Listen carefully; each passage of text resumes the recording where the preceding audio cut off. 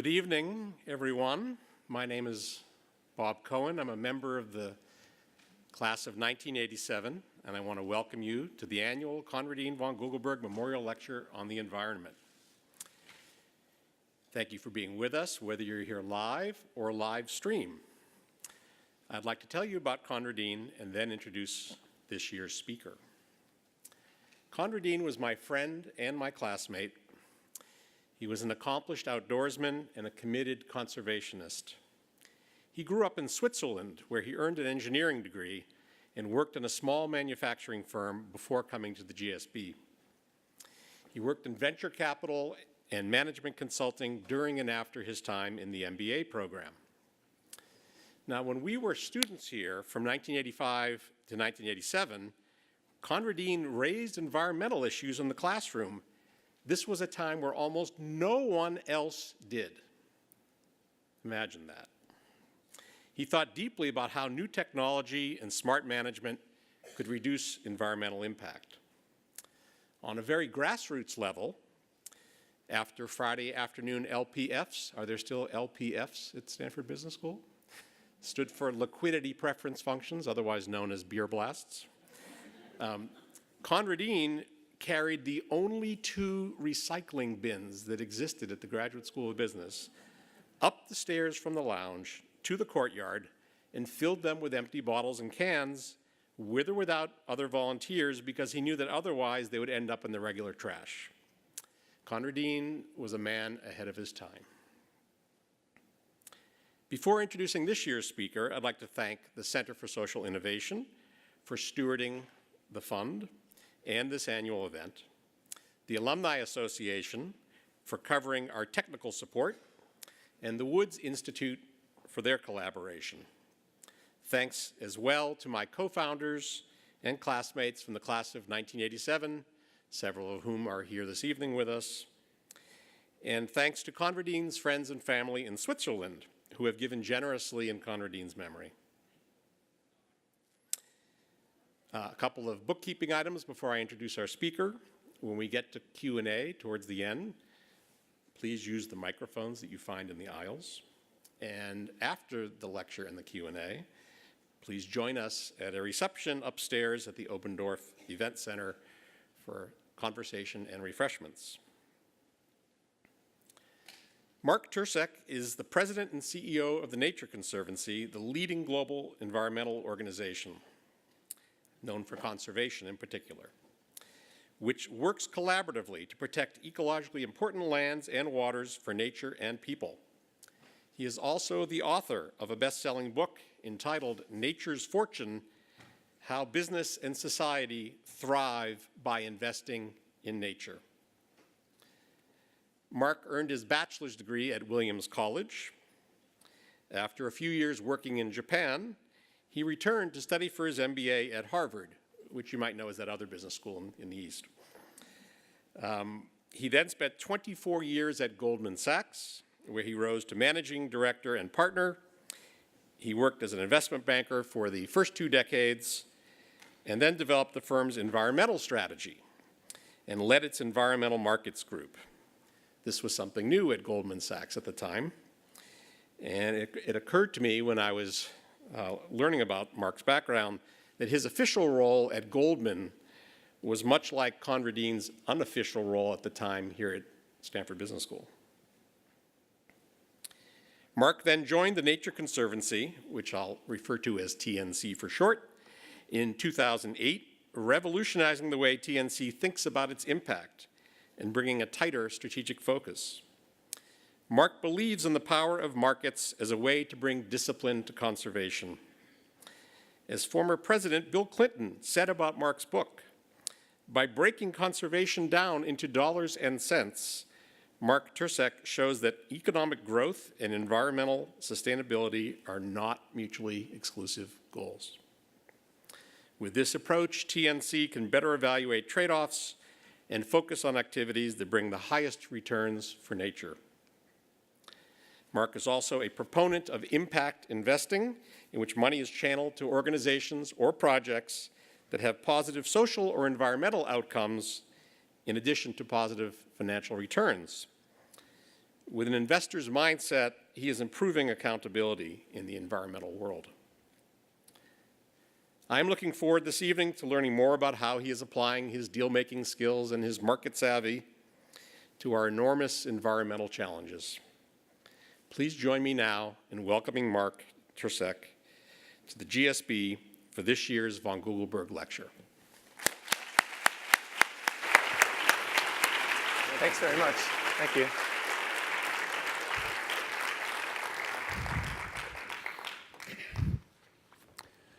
Imagine this scenario. Two scientists working in California come up with a theory. They develop a hypothesis that certain chemicals are doing very significant damage to the atmosphere. Now, it's not a certainty, and they can't prove it, but if their theory is correct, and the evidence is pretty good, the changes would have huge and very dangerous impact on human health and human well-being. Now, the problem is there would be real and significant costs to addressing these challenges. There are some big and influential companies who are opposed to any action whatsoever. Governments are wary of stepping in.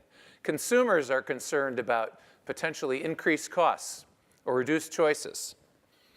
Other countries who are generally good allies of the US on things like this, they're skeptical about the science, and they say they're staying on the sidelines. But our two scientists keep plugging away. They compile more evidence. They get the attention of US regulators. These regulators, in turn, persuade the President of the US to press for international action. Within a few years, thanks to US leadership, nearly every country in the world signs an international agreement to fix the problem. Soon, this particular environmental crisis is addressed, the problem's put behind us, and we move forward. Now, some of you might be thinking, this is too good to be true. This is some kind of fantasy. But others of you, no doubt, realize what I'm doing is really I'm telling you a true story. This is the story of the ozone hole. And it's a story, I think, that holds some really good lessons for how we can overcome some of our biggest environmental challenges. Now, let's take a closer look at what happened. The two scientists in the 70s, they were studying chlorofluorocarbons, CFCs, which at the time were used as refrigerants, and they were used in aerosol cans. The scientists discovered that CFCs really severely damage the atmosphere's ozone shield, and that shield protects humans from very dangerous ultraviolet radiation. But other scientists were not convinced. The industries that produce CFCs, they were downright opposed. The stakes were huge. It was calculated that as many as 150 million cancer cases could arise from this challenge. Eventually, the US government, with broad public support, banned CFCs. Manufacturers hustled and innovated and quickly found alternatives to CFCs. Scientists kept plugging away, and they discovered, lo and behold, a hole in the ozone, which really galvanized action. It wasn't any longer just a theory. And our president, President Reagan, led the effort for an international treaty to cut CFC production. The result? Global production of ozone-depleting substances has been reduced by 98%. Mission accomplished. Now, why did this work? That's what I want to talk about today. Not just the ozone layer, of course, but other environmental challenges we face right now, like water, biodiversity, climate change. But let's take one more look at that international treaty, one part of it. Notice who needed to come together to make this work.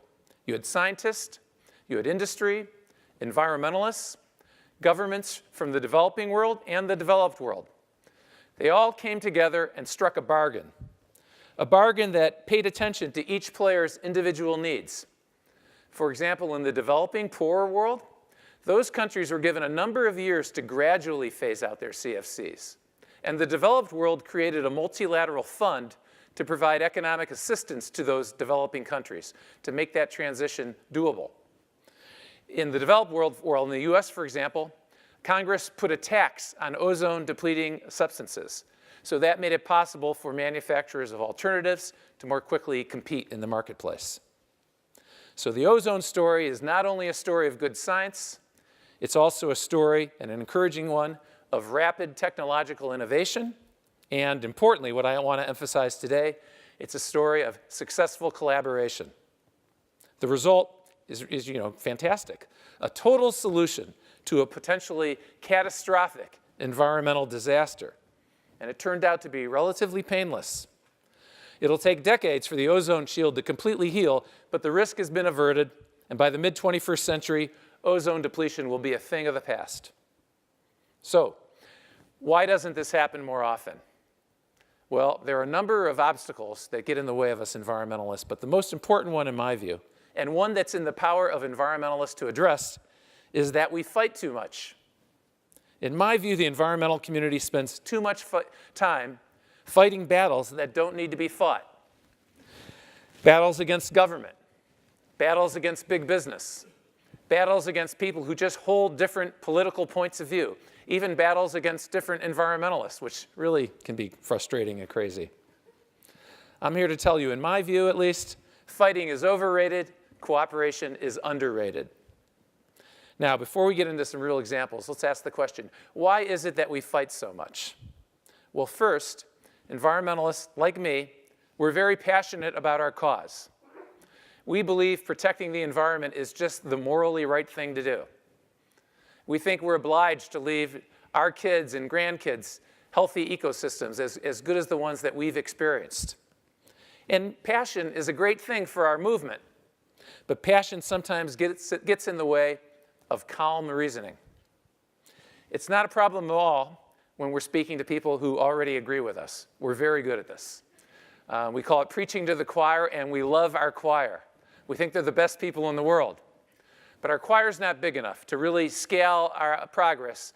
We need to work effectively with all parts of society. And this we're not as good at. When we work with folks who hold views other than ours, we quickly start to lecture. Sometimes we criticize. And when we really get wound up, we vilify people who hold different views. Guess what? That doesn't work very well in leading toward partnership and collaboration. Second, we environmentalists, I don't think we always use the right frame of reference. We're very quick to make analogies with movements like civil rights, ending apartheid, ending slavery. Those struggles, of course, really were fights between right and wrong. Now, to be sure, there are many environmental issues that are just like that. There are times to confront illegal whalers. There are times to chain ourselves to old-growth forests. There are times to lie down in front of bulldozers, removing mountaintops. Environmental campaigners can be real heroes. But that's not always the right approach. Where environmentalists sometimes go wrong, I think, is assuming that all of our issues fit the good guys versus bad guys model. I don't think they do. Often, for me, the better analogies are things like public health, applying science to halt the spread of disease. Take, for example, the effort in Nigeria to halt malaria, to combat malaria. Look at who's involved, the institutions who are involved. Healthcare companies, governments, nonprofits, local and global businesses, multilaterals like UNICEF, global foundations like the Gates Foundation, religious leaders. Now, all of those players have very diverse views. But what they do is they put those diverse views aside and they focus on a common goal, ending malaria. I think environmentalists need to work that way too. A third reason we fight too much, it's because we've fought too much in the past. We've burned some bridges. It turns out if you sharply criticize or even vilify folks who disagree with you, especially if they think you're doing so unfairly, it's not so easy afterwards to cooperate with those same people in a trusting and open manner.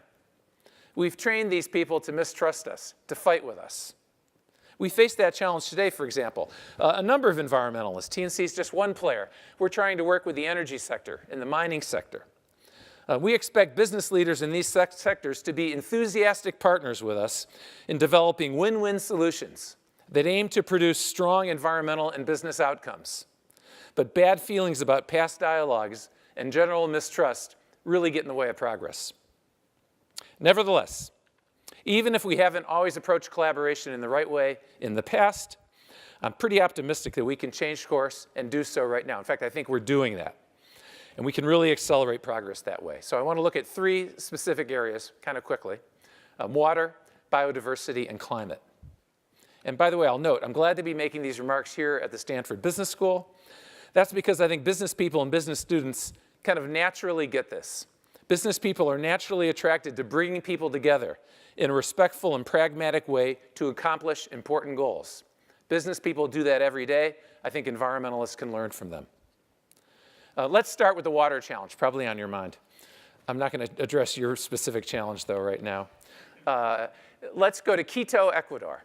So about 10 years ago, Quito is the capital of Ecuador. It's a booming, city. And about 10 years ago, the municipal water company was concerned about how they would secure enough clean, healthy water for their rapidly growing population. And our local TNC team showed up with a really smart idea. I had nothing to do with this. I wasn't even at TNC yet. But the idea was really elegant. The local TNC science team went to the water company and they said, we think we have a better idea. The water company was about to build new plant and equipment to clean dirty water. And our science team said, we have a better idea. And they made an economic, not an environmental argument.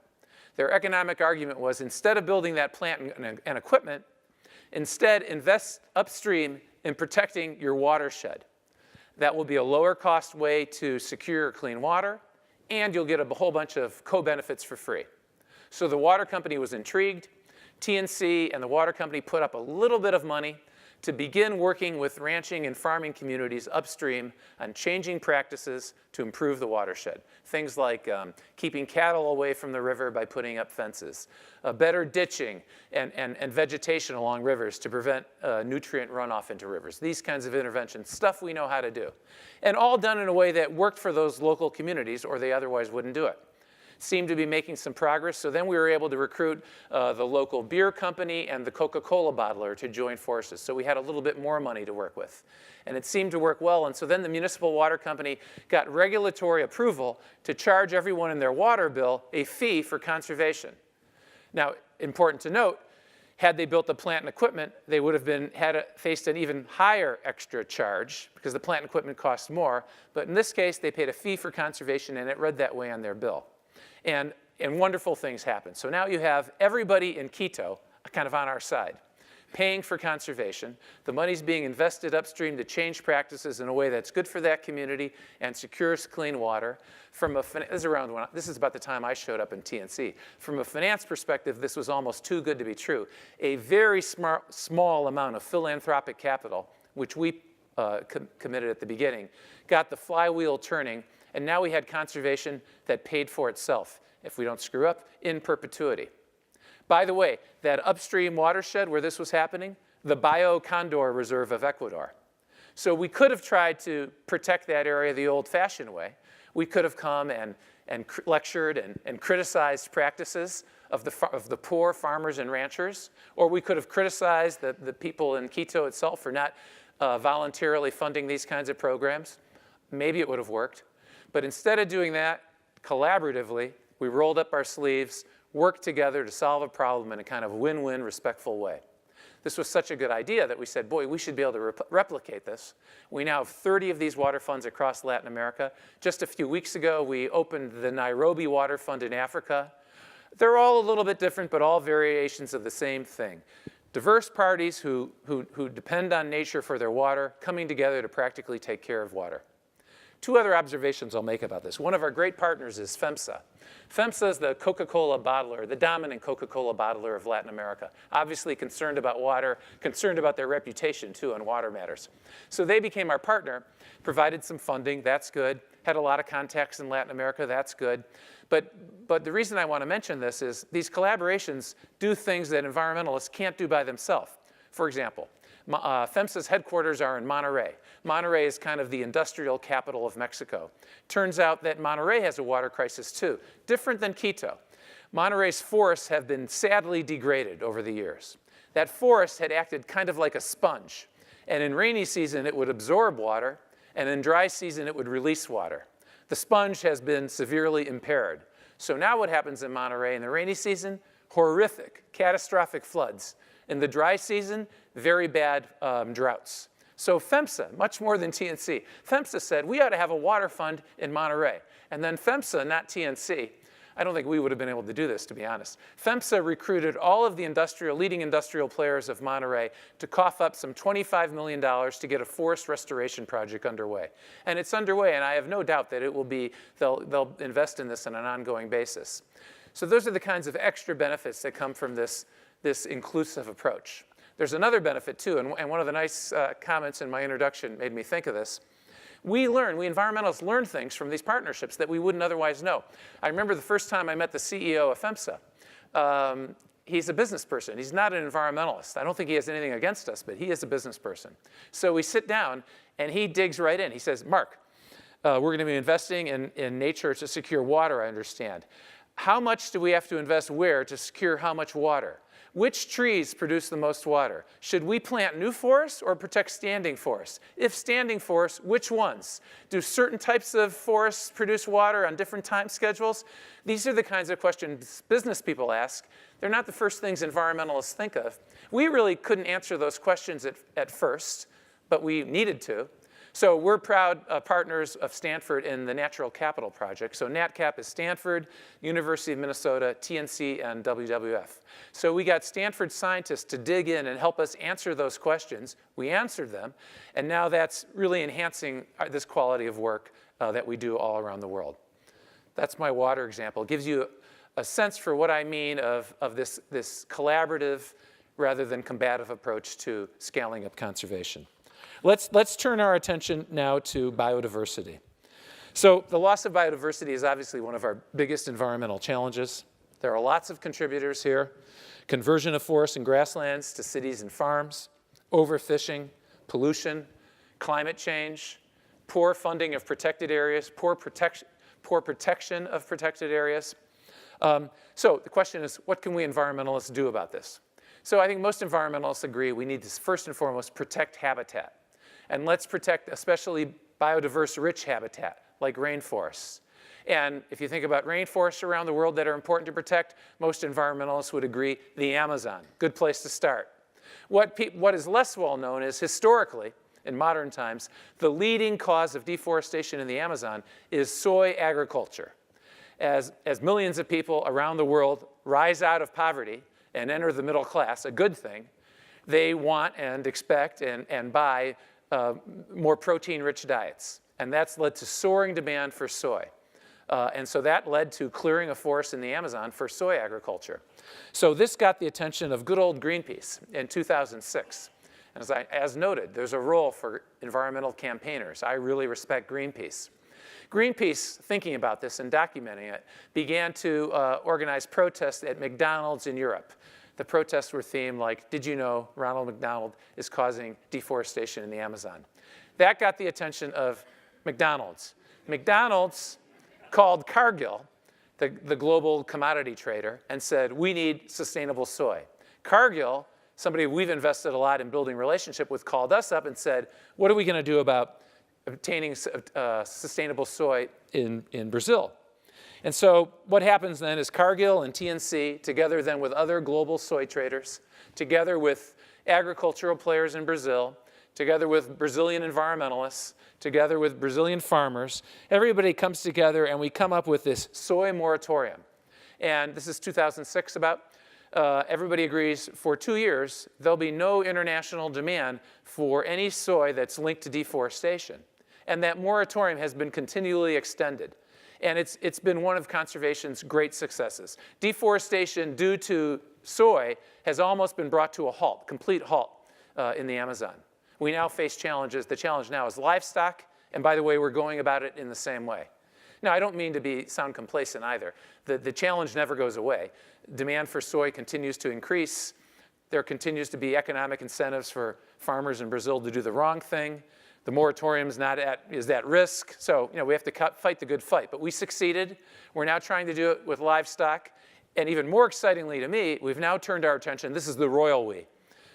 Global companies, environmentalists, multilaterals, funding institutions, we've turned our attention to Indonesia's rainforests. Equally important. In Indonesia, the culprit is palm oil agriculture.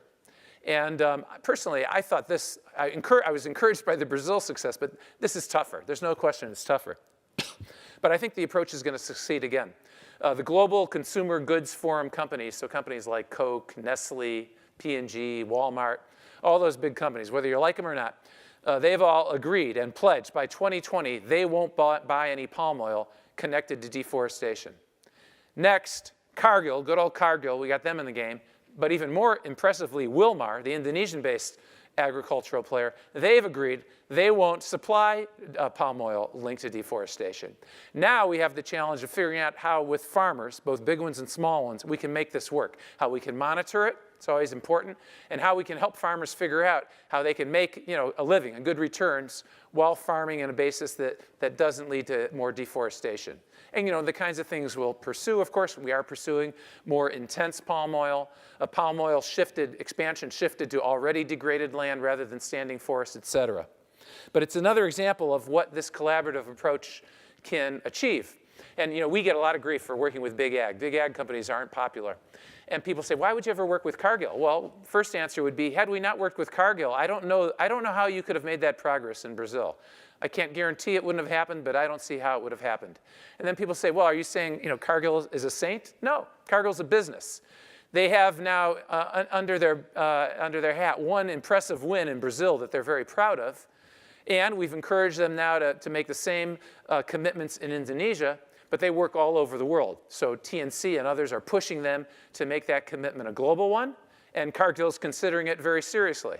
But they're a business, and so they don't do these things lightheartedly. So they're neither saint nor sinner. They're a business, respectfully engaging in a dialogue with us, and I think it all leads to significant change.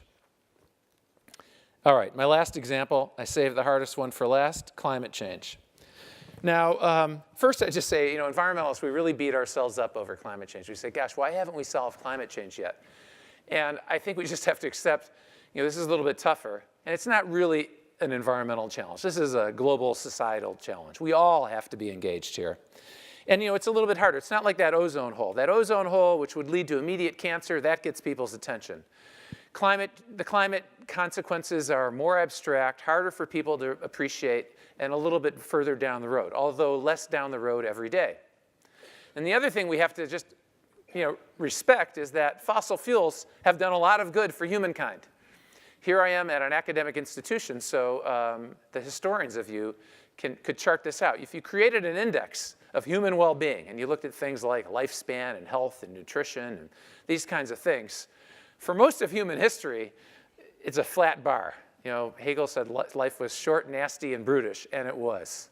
And then suddenly the chart soars up. That's when fossil fuels showed up. That led to agricultural revolution. That led to the industrial revolution.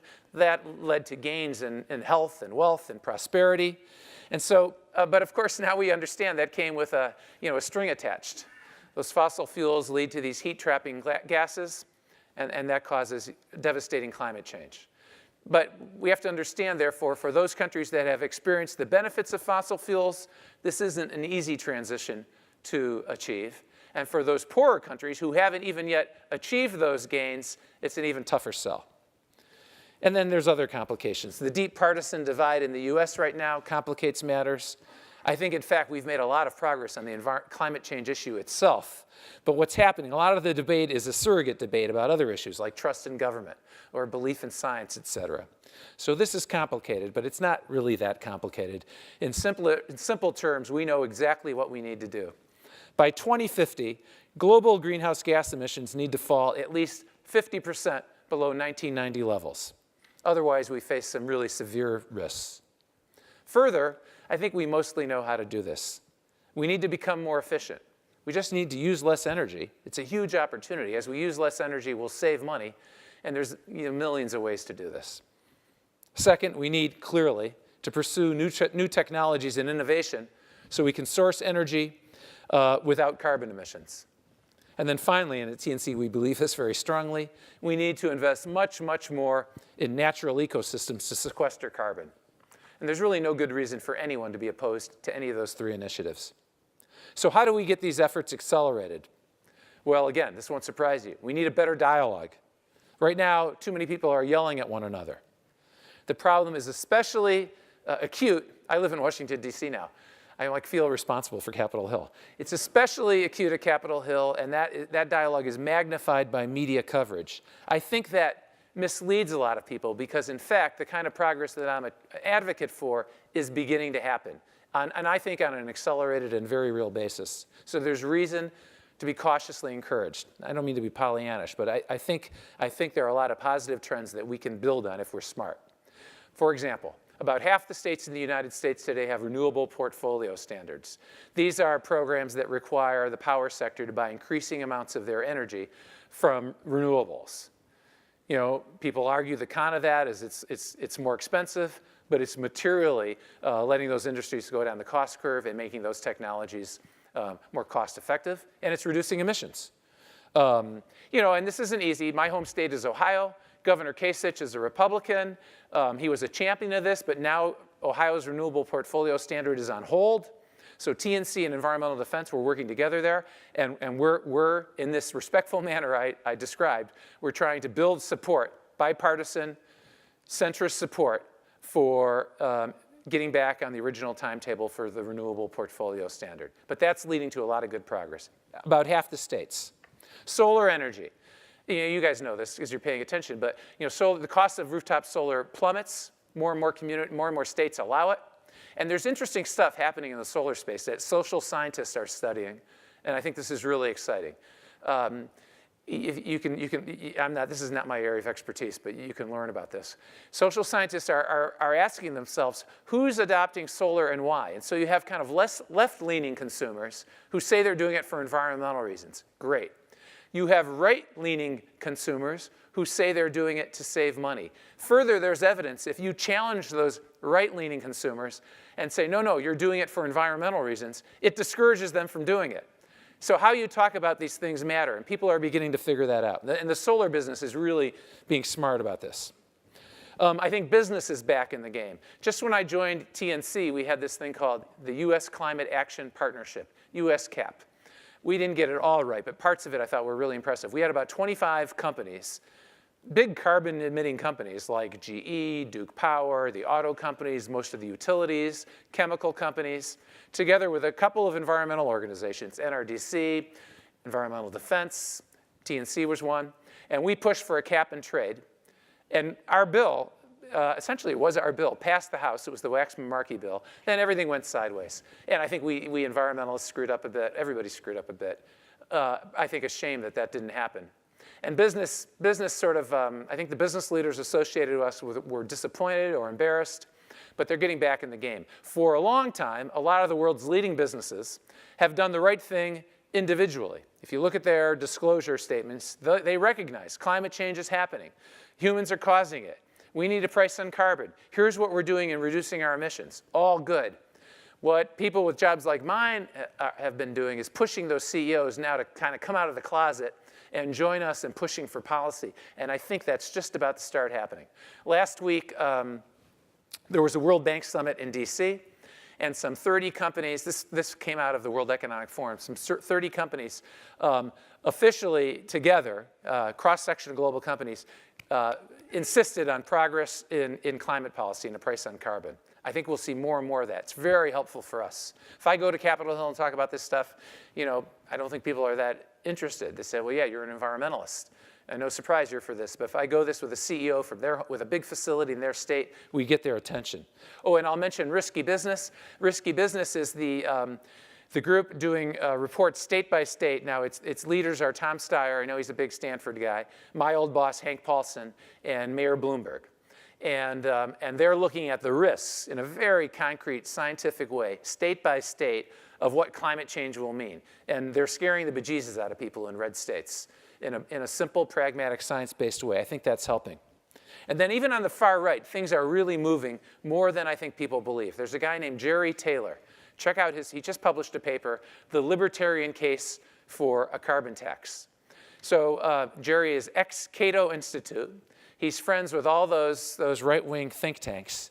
And this paper says a couple of amazing things that really deserve more attention. First, in the climate science, Jerry Taylor says it is resolved. Even the Heartland Institute agrees with him. Historically, they were like the red-hot center of climate denialism. They say the science is resolved. Climate is changing. Human activity is causing it. Check. Done. Next, Jerry makes the case, any libertarian who's true to his guns has to be for a policy to deal with this because carbon emitters are damaging the property rights of others. And libertarian principles call for the government to intervene in those circumstances. And then he makes some very good economic arguments. It's not as if doing nothing right now means no policy. Rather, we have a grab bag of complicated policy. We have the renewable portfolio standards I described. We have different kinds of subsidies. We have the new EPA regs that are coming that are complicated. And Jerry Taylor's arguing, come on, this is silly. Put a price on carbon and let the market do its work and have the lowest cost solutions dominate. And then Jerry reports to me that kind of the intellectuals on the right get it. So the politicians, I think, are likely not too far behind.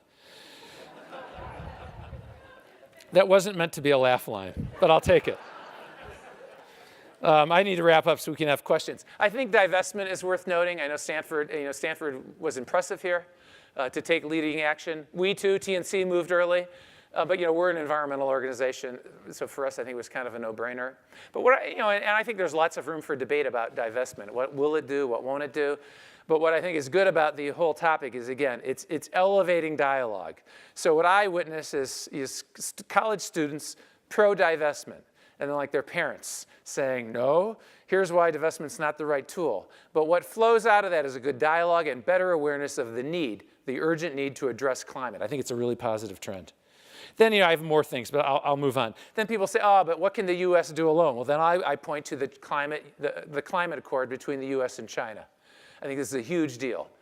China has a pretty good track record of doing what it says it will do in their economic plans. Their current 5-year plan calls for slowing economic growth in order to address environmental challenges. China has several cap-and-trade programs up and running. Now, let's face it, they have huge environmental challenges too. Again, no reason to be Pollyannish here, but China's in the game. And I think that lesson here is a little bit of US leadership goes a long way. Anyway, my take on this is, I want to emphasize, I don't want to pretend the climate thing is going to be easy, but there's reason to be a little bit encouraged. And then what I want to argue is there's reason to go forward in this respectful, inclusive way that I'm talking about. I'll tell you what we're doing at TNC. I'm proud of this. It's too early to take a victory lap. But it just so happens TNC in the US is organized state by state. We have a chapter in every state, just like Capitol Hill is organized. And in each of our states, we have a board of trustees. Diverse people, one thing in common, they're passionate about nature, but they're just about equal parts independents, Republicans, and Democrats. And they're diverse, business people, governmental people, you name it, scientists, environmentalists. Now, and then TNC, we're very proud, we've always been proud, this obviously precedes me, we've always been proud of our nonpartisan, centrist standing. We're regarded as pragmatic, science-based straight shooters. And so there was some nervousness at TNC about getting very involved in climate policy because it's a divisive issue. We've been great leaders, global leaders in restoring forests to sequester carbon. We've been leaders in using ecosystems to adapt to climate change, but we were a little lower profile when it came to climate policy in the US. But starting now, each of our chapters, and this has been a tough issue for us, a lot of pushback, but starting now, each of our chapters has an explicit climate strategy, and that includes so-called red states. Chapters like Arkansas, Missouri, Louisiana, Texas. I have to go there and talk with these trustees, some of whom are energy industry executives and who have not been have not been champions of climate. And I'm learning that to have a conversation with those folks, and they're good people, to have a conversation with them about climate change requires just what I'm talking about. Respectfulness, finding common ground, putting differences aside, using science, trying to be pragmatic. And our experience is very encouraging, which again gives me some optimism when I look forward. Now let me wrap up so we can open up for questions. People often say to me, especially in DC, when I express views like this, oh, you're so naive. It's funny, I worked at Goldman Sachs for a long time. We were called many things, but we were never called naive. Well, I hope we're not being naive. And we don't have any choice but to do these things. But I think there is some evidence. Here's just one piece of evidence I'll note. Election Day 2014. It was the biggest conservation victory day in US political history. TNC is really proud of our work here. We worked in 19 states to get voter approval of 27 conservation ballot measures that will dedicate over $29 billion to open space, water protection, parks, and trails. These initiatives achieved overwhelming success, including in red states like Texas, South Carolina, and Utah. Many of these measures passed with 65% of the vote or more. In many of these cases, people voted to raise their own taxes to pay for conservation. I think that's encouraging, and we're looking carefully at the toolkit that allowed us to achieve that victory so we can apply it in more contentious areas like climate. We can also take a very long view. Again, here we are at a great academic institution. Scientists like E.O. Wilson tell us that evolutionarily speaking, humans are not particularly impressive mammals. We're not very strong, we're not very fast, we're not very big. So how did our population expand to every region of the planet when no other species has ever done that? Well, scientists and anthropologists tell us it's our ability to act collectively to solve problems. We can solve environmental problems too, in my view, if we act collaboratively and collectively like we have throughout our species' history. None of this is going to be easy, but the changes we need to make are within our reach. There's room in this effort for a diverse set of players. Activists and scientists, liberals and conservatives, people like environmentalists like me who love nature for its own sake, or people who see it as a foundation for a sustainable economy. And importantly, and I'm thinking of this audience again, we need smart, pragmatic leaders who can rise above differences, who can reach out and build relationships with people and institutions who hold different views in order to develop the ambitious solutions I'm talking about. You might think these unlikely allies will never come together as effective forces for change, but I don't believe that.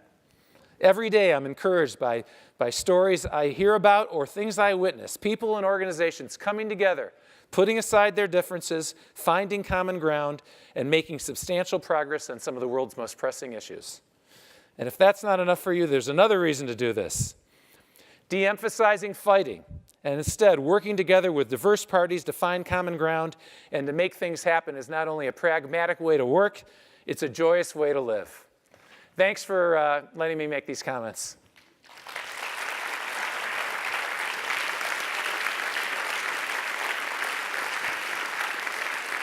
A couple of weeks ago, there was an article in the New Yorker by Jonathan Fraser, and he was arguing that the efforts that we're spending arguing about climate change and fighting it, including the business benefits, and now you have a lot of that community who's bought onto the risks, is actually hurting conservation efforts, which I think the argument that he's making is actually a moral reason for doing it. It has nothing to do with business or dollars. So you have this business versus morals, and as an environmentalist, you talked about both biodiversity and climate change. I guess, how do you reconcile the two, and do you see a risk in focusing on one and ignoring the other, which is more of a moral argument?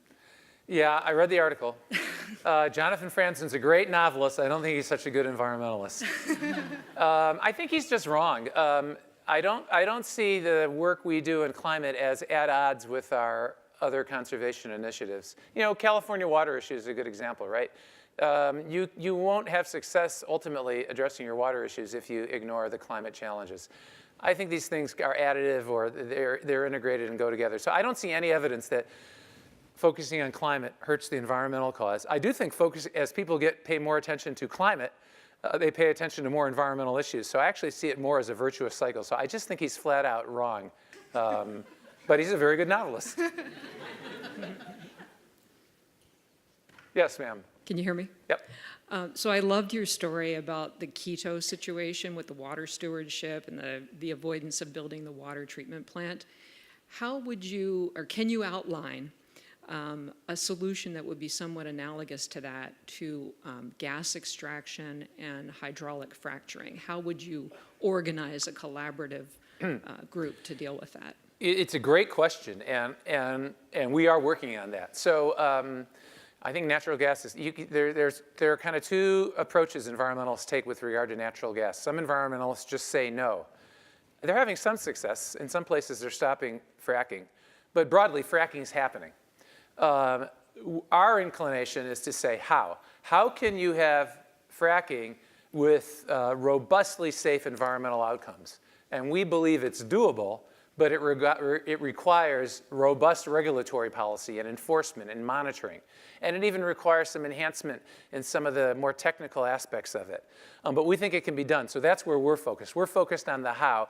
You know, there are a couple of examples. Colorado's a good one. So Colorado has it's a lot of fracking going on there.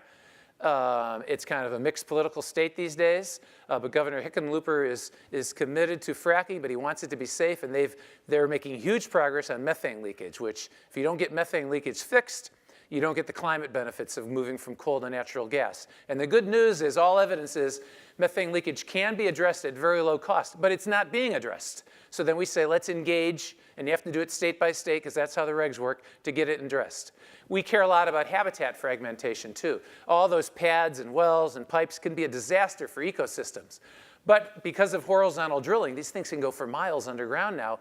With a master plan, you can actually kind of centrally locate the drilling activity in one place. You can avoid precious ecosystems. You can really have much better outcomes. So how do you do that? You have to bring the players together, the industry players, the regulators together, community groups, environmentalists, exactly along the lines I've described.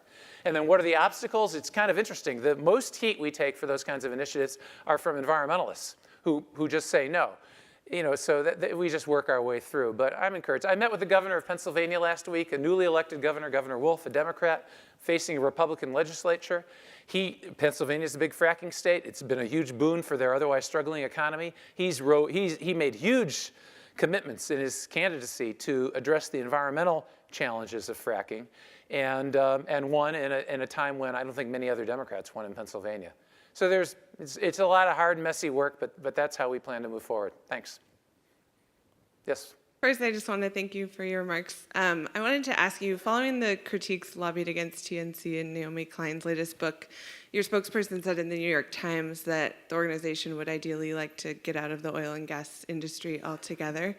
Her allegations about drilling on conservation lands in Texas. And I was just curious what steps you're taking to do that. That was a really annoying story by the New York Times. I won't get the facts exactly right, but Naomi Klein wrote a good and interesting book.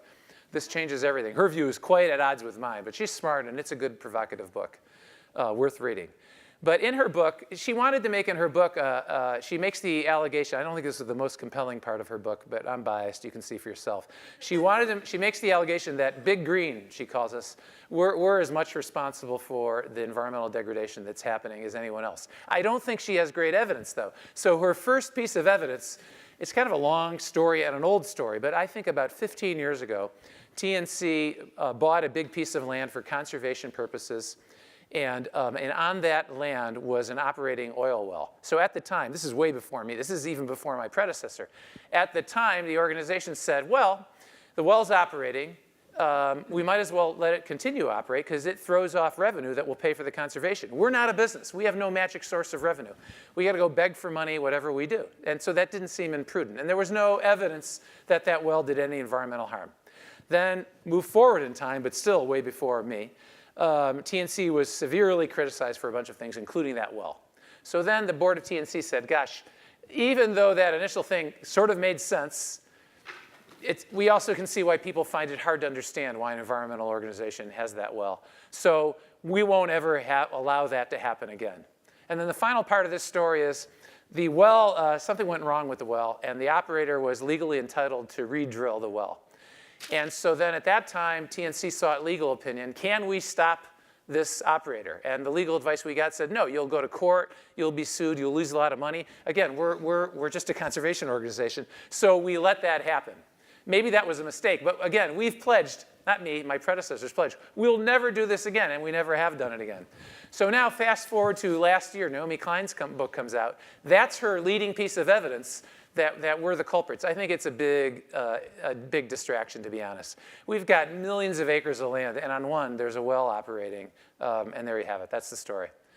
But is that your only connection to the oil and gas industry? No. Oh, that's a different question. My question was what? No, Your no. spokesperson said in the New York Times that you're trying to move away from oil and No, gas. we over didn't say time. that. No, you misread that. There's no way we said that. So we work with companies like, right now, we're working, I think, heroically in the Gulf to restore ecosystems. And so we're doing things with players like Shell Oil to use oyster reef restoration rather than seawalls to protect their facilities. And the environmental benefits from that are huge. Why would we work with Shell? Because they're going to make an investment in infrastructure to protect their facilities one way or another, and we think we can show them using our science that investing in nature is a better deal than investing in gray infrastructure. And if we're right, assume Shell does it, and we're right, and it works better, other companies will imitate them, and that can scale up and change the world. Per my remarks, we would never say we're not working with a company like that. One of my friends is Kumi Naidoo. He's the head of Greenpeace. A South African, had been very involved in the anti-apartheid movement. He is, you might doubt my credibility in these matters. I'm from Goldman Sachs. I asked Kumi Naidoo about this, and he said, look, Mark, this is easy. With regard to companies or with regard to anybody else, have no permanent friends and no permanent enemies. But if you can make progress, make it. I think you're wrong about the quote in the Times. We were talking about that technical matter about the well on one piece of property. Thank you. Thank you.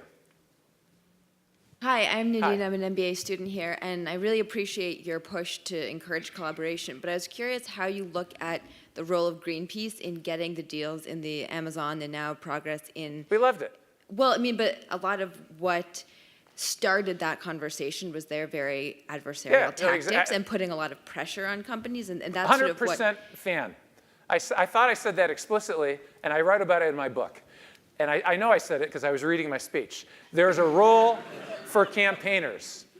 There are bad actors in the world. Now, everybody's not a bad actor, but there are bad actors. And governments sometimes don't do their job. And so there's a need for environmentalists to campaign against those players.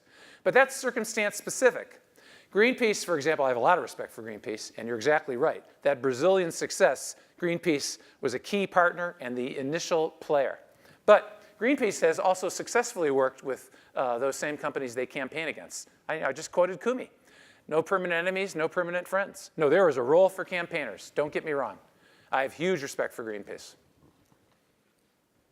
Yes? I think a lot of people think the ethanol from corn program was pretty disastrous, raising prices and all, and I'm wondering if you agree, and if so, what lessons can we learn from that? TNC's been really involved there. I haven't been so involved, but we wrote one of the seminal science papers that kind of showed the folly of the subsidies for ethanol. I'm not really an expert. I think it's more a political challenge now. Farm states with political clout aren't giving that up easy, and we just got to keep fighting for more rational policy. I don't personally have a lot to add, but I agree with the premise of your question. Yes? To get these business organizations to talk to you, there has to be a reason that motivates them to sit down. There was maybe a little bit of a hint of what that was here with Greenpeace, but why do they talk to you?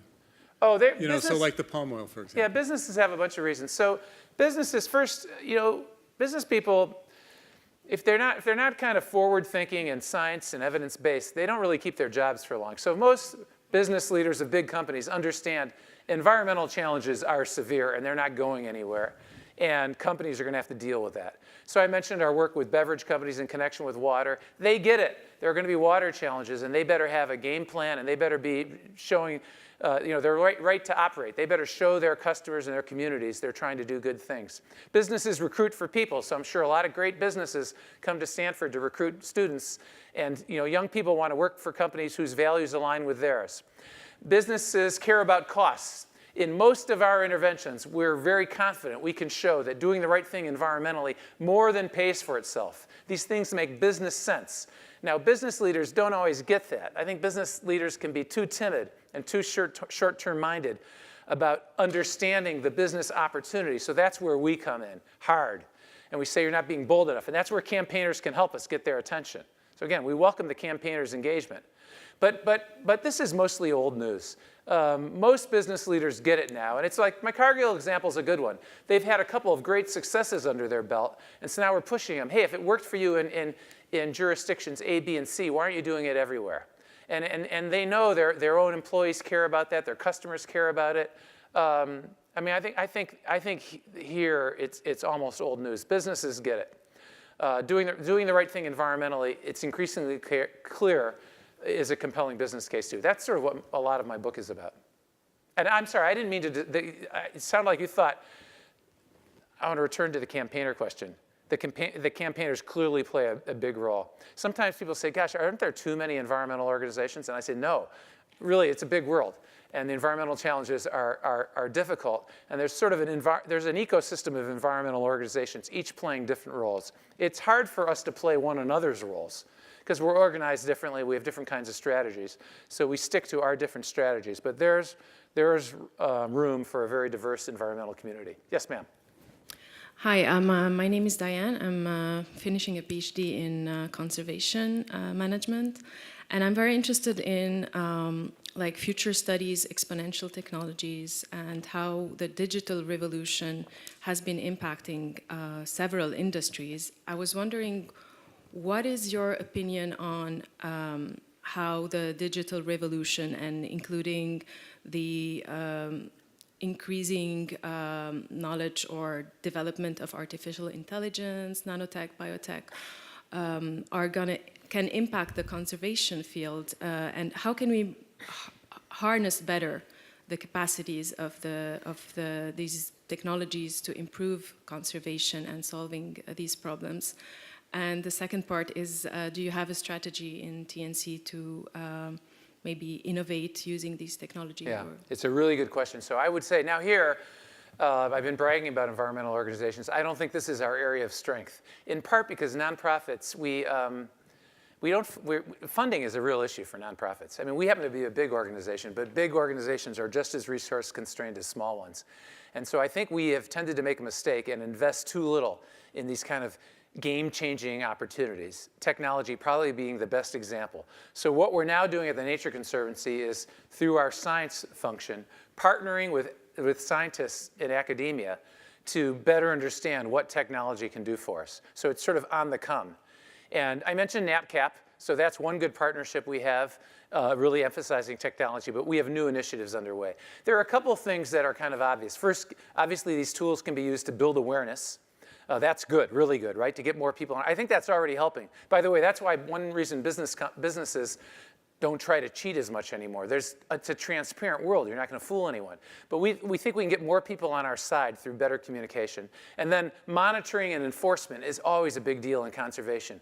You know, in many jurisdictions, we have the right rules. The bad things are illegal, but they happen anyway. And enforcement, like in fisheries, enforcement is so difficult. But you can imagine drones materially enhancing efficiency. Even here in California, we had it's in my book, we had a big fishing success, but we're using, all the fishery guys have iPads and to track and share real time what's happening in the fishery. But I would say this is a huge opportunity for the environmental movement. NGOs like ours will probably underinvest in this. And knowing that, at TNC, we're aggressively trying to partner with academic institutions. I hope the private sector will step up and help us. In China, on our board are Jack Ma of Alibaba and Pony Ma of Tencent, China's leading consumer technology companies. So we're asking them to take folks on their teams and put them to work with us to make rapid progress. So stay tuned. I think we really have to accelerate our progress. There are several of us in the Valley that would love to help with technologies and maybe borrow on your spirit of collaboration on the biodiversity. I've been to Belize, look at manatees. I've been to Costa Rica to look at leatherback turtles, Mexico to look at humpback whales. I'm always in a boat, gas-powered boat, with PhD students for hours, noting what they see and taking temperature. It's Luddite technology. Yes. You're right. It's easy. I'm a venture capitalist. It's easy to put together 5 or 6 technologies. Okay, let's talk afterwards. Go out and just and fail forward. Just test a bunch of stuff. Yeah, I'm sure you're right. So I'm kind of embarrassed now, but a couple of months ago I would have been more embarrassed. It finally dawned on me we better get going, and hey, I'm the boss. So we're moving. So we'd love to talk about that, though. But it's just a nonprofit thing. It took me a while to get used to this. Nonprofits, we rely on donors for our funding, and a lot of the most sophisticated donors in the world believe they should only fund programs and nothing that can be viewed as, quote, overhead. And their definition of overhead is so wrong.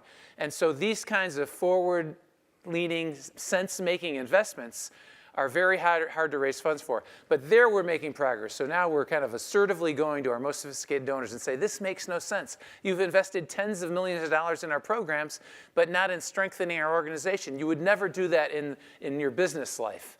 And so I think we're going to have more success fundraising. And then at TNC, this is also kind of interesting. We used to hire scientists, but they were all like kind of conservation scientists, environmentalists, biologists, that type. But now, the kind of work I'm talking about, we need social scientists, we need economists, we need technologists. So I think our field is going to get exciting and much more dynamic going forward. And then it doesn't look like there are that many business school students here, but for people in school right now, I think this is really going to be an exciting field because I think everything is going to change. You're exactly right. Anyway, I'm sorry for answering questions so long, but I'm going to go to the reception, so I'm happy to chat with you. Again, thanks very much for the opportunity to chat with you.